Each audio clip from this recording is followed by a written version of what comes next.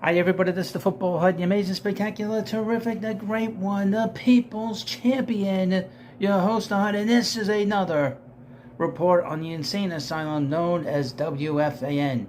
They're coming to take me away, ha-ha, they're coming to take me away, ho-ho, hee-hee, ha-ha, to the funny farm. Yes, welcome back to the only channel that talks about the contradictions and insanity and really guys that like choke on chicken cutlets on the air and are constantly eating, and that is those clowns at WFAN.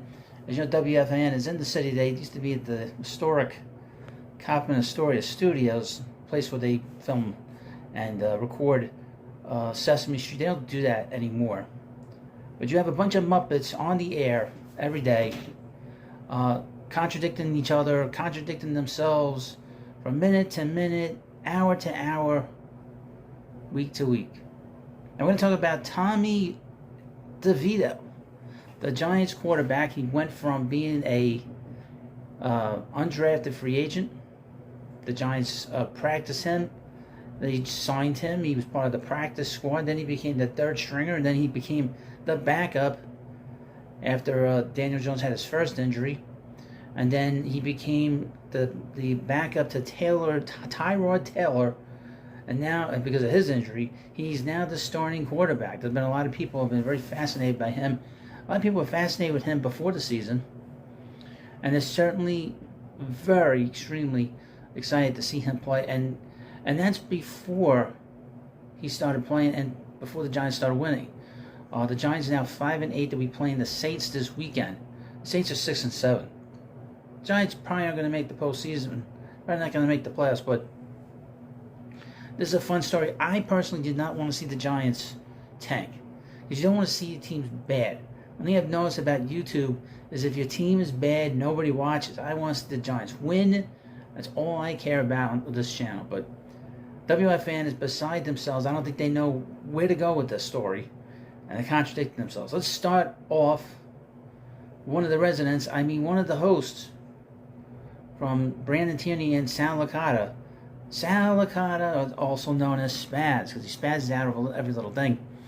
From Odyssey.com, headline: Sal fed up with Psy Theater taking over Tommy DeVito's story. It's actually hurting him. Now, your host doesn't scream. Most of these hosts scream to the top. John Jastremski, he's the one guy that screams like a lunatic. You imagine going to a restaurant? Imagine him sitting in a library? The Tommy DeVito craze has hit a fever pitch in New York after Monday night's win over the Packers.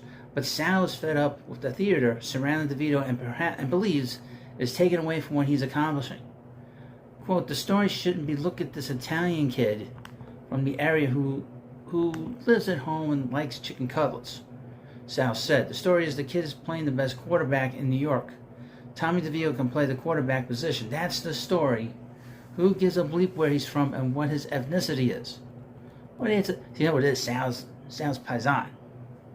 He doesn't want to be known as the crazy Italian guy either. He doesn't want to be known as the spazzed out Italian. That doesn't work well. Enough of that stuff. Good God. Sal's done with the hand gesture. DeVito's agent decked out in a black pinstripe suit and hat, the Italian buffet at family tailgates, and everything that doesn't have to do with what DeVito has accomplished and what he has shown he can be. Quote, it's actually hurting him, Sal said.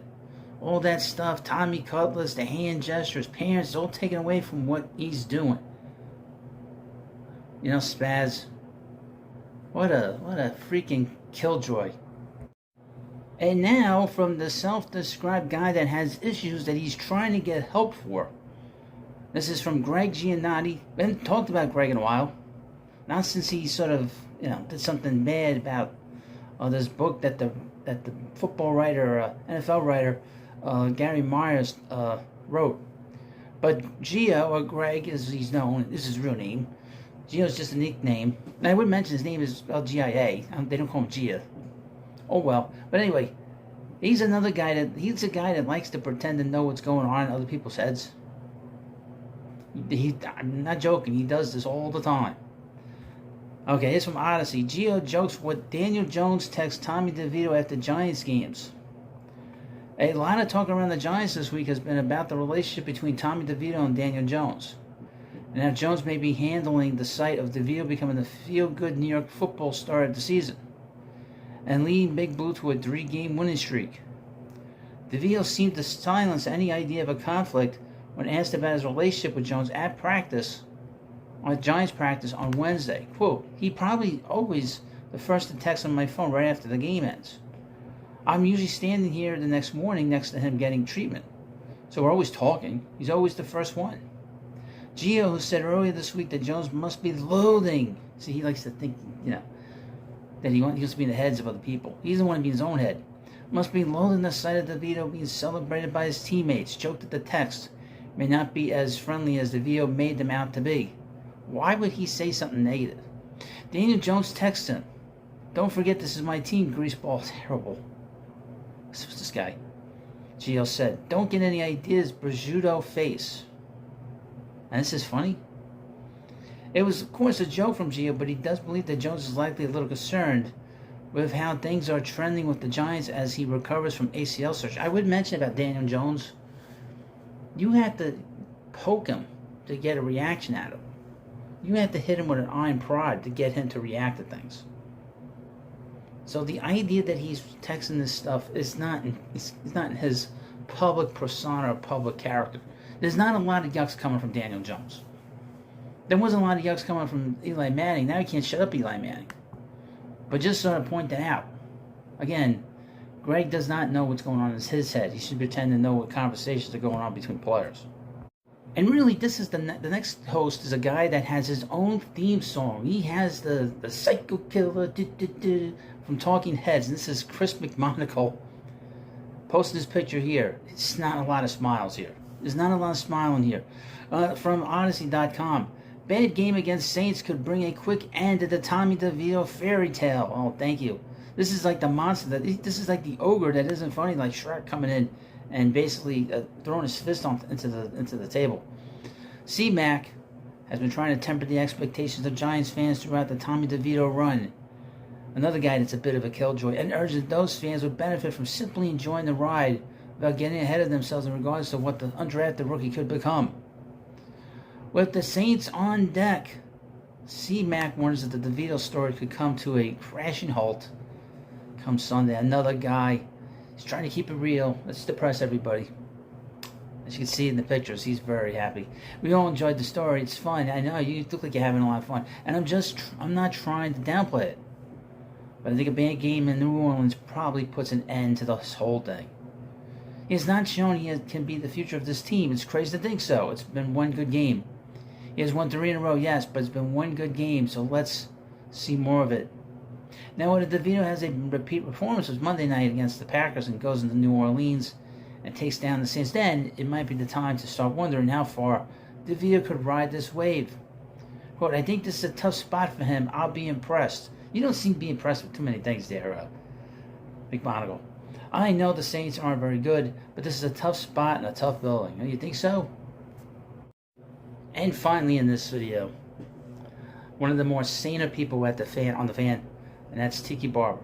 He had something interesting to say. We listen to players that have played and have been here in New York and have had success here in New York. We do not listen to Boomer Esiason because he was not successful with the Jets, but Tiki was one of the great players in the history of the Giants, and if he had not decided to retire, was probably a future Hall of Famer.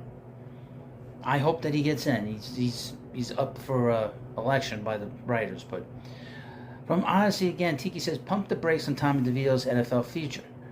Do something profound first." Evan is all in on the Tommy DeVito hype, but Tiki tried to manage his co-host's expectation when it comes to the Giants quarterback. Quote, "Let's pump the brakes on Tommy DeVito, challenging and being a starting quarterback in the NFL. I'm not saying he's not great, and the story right now isn't fantastic. But it's not like he threw for 350 yards and put it on his back. No, he didn't. I give him credit, but let me see it against the Eagles. Let me see it against a team that's better than them. DeVito didn't throw for 350 or 300, even 200, but he did do enough to lead the Giants to victory over the Packers while orchestrating a game-winning drive with less than 2 minutes to go. Certainly impressed to Tiki, but he needs to see more before believing he can be more than a steady backup in the NFL. He's proven it for 3 weeks. 3 weeks! Against Dallas, he didn't really prove it. He looked terrible against the Cowboys. He hasn't made it yet. Do something first. Do something profound. Not just win a few games in the regular season. And of course, this is from the sane side of WFAN, but this is another video on the Insane Asylum, and we'll have more stuff on them, known as WFAN. They're coming to take me away, ha ha. They're coming to take me away, ho ho, hee hee, ha ha, to the funny farm.